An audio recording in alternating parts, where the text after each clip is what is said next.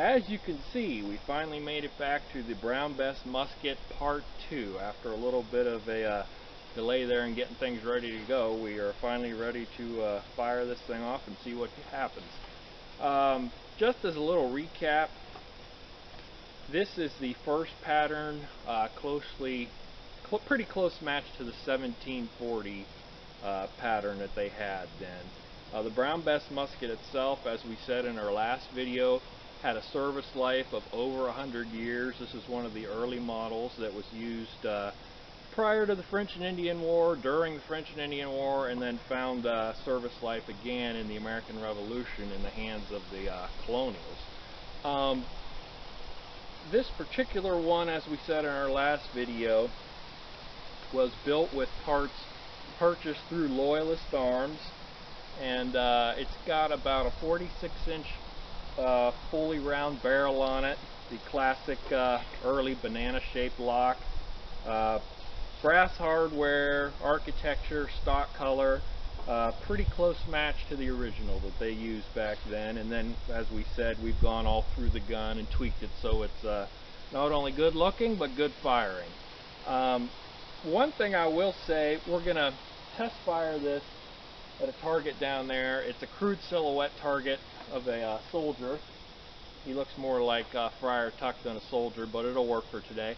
It's about 50 yards out, and no doubt you've heard a lot of talk that you see this particular musket portrayed on various films and historical documentaries, and the general sense is that, you know, it wasn't a very accurate piece. That's, from what I found, not necessarily the case. If you have a well-tuned weapon, well-tuned lock, you've worked the load up for the gun, it can be pretty effective at distances from 50 to 100 yards.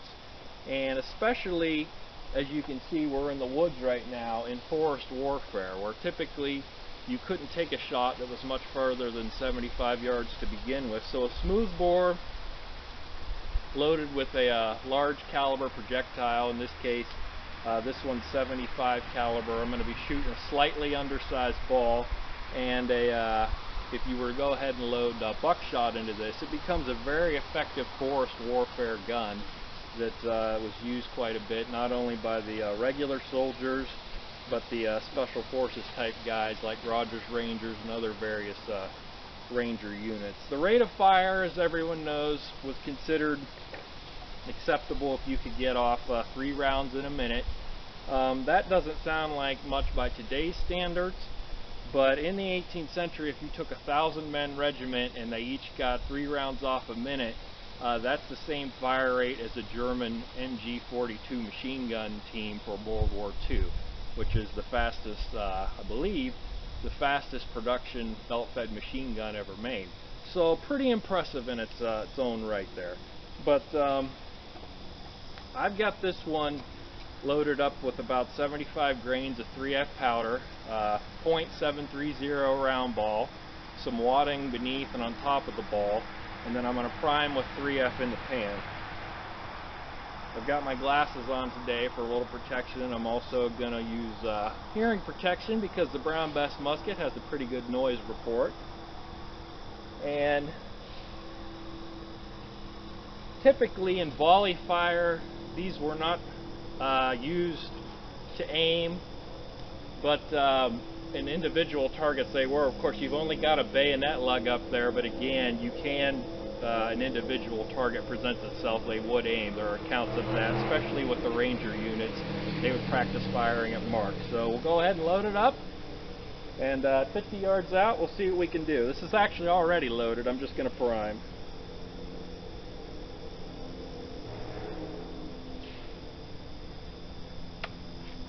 I'm going to go ahead and use the tree because I don't shoot that much and I don't want to take away from the gun, so I'm going to use the tree to brace myself.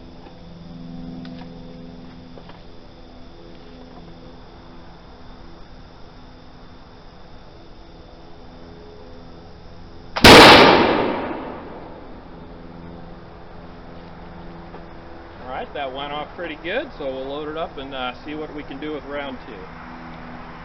Alright, we're all ready for round 2, so I'll get my earplugs in and prime the pan and see what we can do with round 2.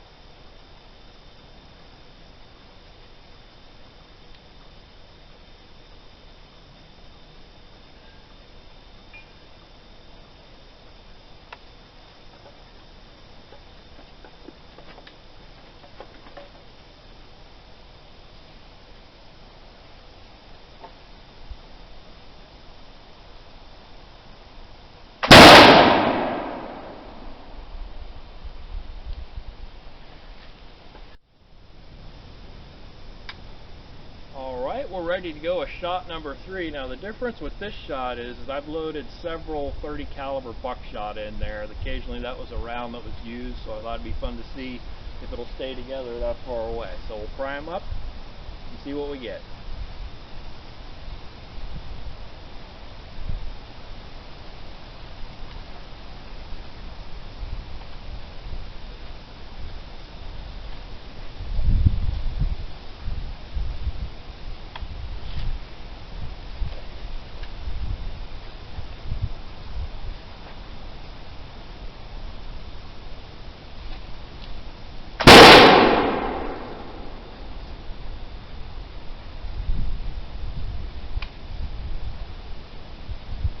I'll scamper down there and retrieve our target. Well, here's the result of the target that we shot, my crude silhouette target. This guy is definitely out of commission. I was pulling him just a little bit, I could feel it. Out of breath from coming up that hill down there.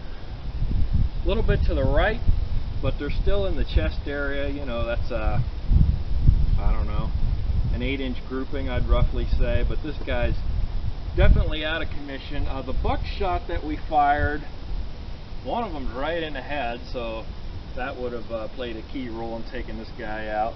Another one is right in the gut, and one probably would have hit him in the leg. I think there's one over here which probably would have got the guy beside him. I put 4 buckshot down there, and several of them actually gained hits. So I know there's individuals that have fired these at even farther distance, out to 100 yards, and got good accuracy on them. So the myth that the brown Bess Musket was inaccurate, you couldn't hit a barn with it, is absolutely definitely false. You know, those are all kill shots. This one, he may have walked away from, but he's not going to be in a good mood. That's burying a 75 caliber ball in the well, it's still more or less in the chest, possibly his arm. We'll give him that one, but the rest are definitely kill shots. And with the addition of the buckshot, it makes it an even more lethal weapon, especially in the woods. So even though primitive, still a very effective weapon in the 18th century for warfare. So that's going to wrap this edition up. Once again, thank you for tuning in with us today. We appreciate everybody's support, and we're looking forward to doing a lot more projects and demonstrations on down the road. So until next time, take care.